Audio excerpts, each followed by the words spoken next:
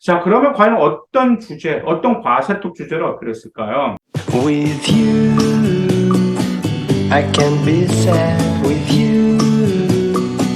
Just take my hand and fly up. 안녕하세요. 맘띠입니다. 이제 오늘 우리 화학 계열 학과 학생들에게 이제 어떤 생기부에 두드러진 활동들을 드러났고, 그 다음에 여러분의 선배님들은 어떤 주제로 과세특의 생기부의 과세특 주제를 사용해서 작성을 해서 본인의 역량을 잘 어필하게 되었는지, 자, 그 점에 대해서 말씀드릴까 해서 이렇게 방송으로 찾아뵙게 되었습니다.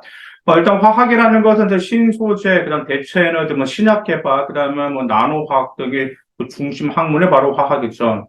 자, 그래서 이 화학계열에 합격했던 그 선배들의 생기부를 보면 이런 점들이 역량이 많이 드러났어요. 첫 번째로는, 자, 특이한 성질을 가진 물질에 대한 원리에 대한 궁금증을 해결해 나가는 과정이 동아리 활동으로 이어진 학생도 있었고, 진로 활동으로 이어지면서 궁금증을 해결해 나가는 그 실험 과정이 있었고요. 두 번째로, 호기심 매우 강했습니다. 그래서 원인과 결과를 분석하는 면에서 매우 뛰어났어요. 그래서 자, 그 실험을 통해서 그 원인이 무엇인지, 그다음 결과가 이렇게 나오는 결과가 나오지 않았을 때 왜 이렇게 결과가 나왔을까라고 하면서도 자, 그렇게 그 심화시키는 분석 능력이 뛰어난 그런 선배들도 있었고, 그다음 세 번째로는 이제는 보통 이제 답보다는 이제 과정, 특히 실험 과정에서 실패해도 그 과정에서 원인을 찾아 해결해 나가는 게 매우 좀 다 두드러졌습니다.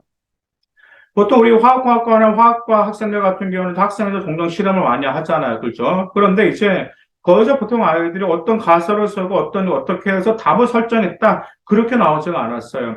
그 실험의 결과가 도출될 때까지 무엇이 나오게 되냐면 그 과정이 매우 구체적이고 그 과정 속에서 본인의 실험적 역량, 그 다음에 실험을 위해서 본인의 주도적으로 했던 활동들이 매우 두드러지게 나왔습니다. 그리고 이제 우리 특히 화학 쪽 같은 경우, 이 학생들 같은 경우는 이제 눈에 보이지 않는 것에 대한 호기심이 굉장히 많았었습니다. 특히 원서 그쪽에. 또 이제 이런 생각을 했었습니다. 이제 동아리 활동에서 실험에서 실패를 했다라는 말이에요. 근데 그 실험에 실패를 했는데 또 실패하고 또 실패해서 실험에 실패한 이유를 어떻게든 찾아내서 성공적으로 완성시켜서 역량을 향상시켰다라 그런 진짜 끈기가 드러난 그런 기록들도 많았습니다. 그리고 이제 원인과 결과를 이제 분석을 먼저 하는 그런 게 나오죠. 실험에 대해서 이제 실패라든지 실험의 결과를 가지고 원인과 결과를 분석하는 면에서 비판적 사고력과 냉정함을 보이는 이런 점들의 그 사례가 많았다라는 점이 있습니다. 자, 그러면 과연 어떤 주제, 어떤 과세톡 주제를 어필했을까요?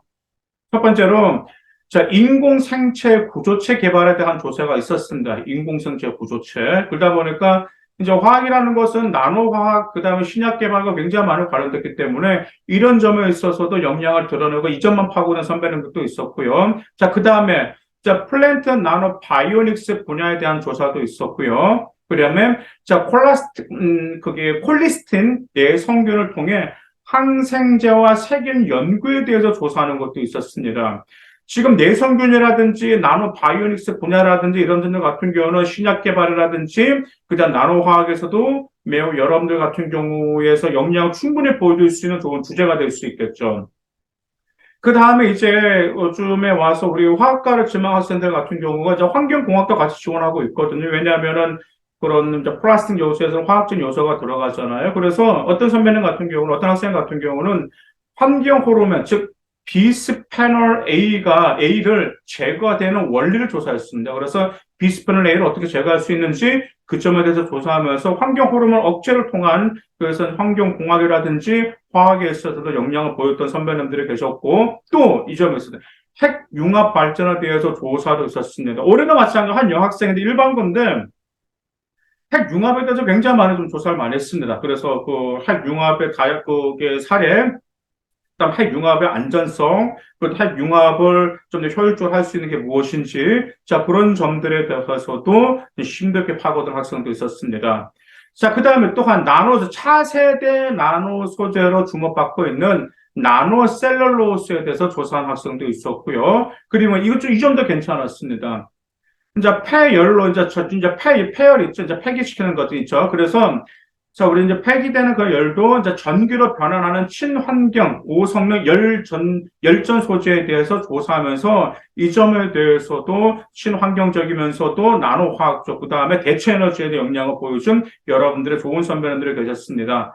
그리고 이제 한 학생은 좀 이런 학생이 있었더라고요. 우리 한국 같은 경우는 아직까지 이제 화력 발전소에 많이 좀 의존하고 있는 상황이죠. 중국에도 많이 의존하고 있는데, 화력 발전소에서의 미세먼지를 저감할 수 있는 그 기술에 대해서 조사했던 학생들도 있습니다. 그래서 이제 이 화학과는 뭐 꾸준히 인기가 있죠. 화학공학과라든지 화학과는 꾸준히 인기가 있습니다. 그 이유 중에 이제 하나 같은 경우는 저 환경공학이랑 같이 지원하려고 하는 학생도 있었고, 대체 에너지 쪽에 관련된 관심을 기울이는 형도 있었고, 나노화학에 대해서 많은 관심을 가지고 있었기 때문에 아까 제가 말씀드린 생기부의 역량 잘 드러났는지 여러분들 검토를 하시고, 그 다음에 이 주제들을 꼭 이 주제 그대로 사용하지 않으셔도 돼요. 이 주제를 여러분의 진로에 맞춰서 변형시킨다면 매우 효율적이기 때문에 이 점 잘 참조하시길 바라겠습니다. 감사합니다.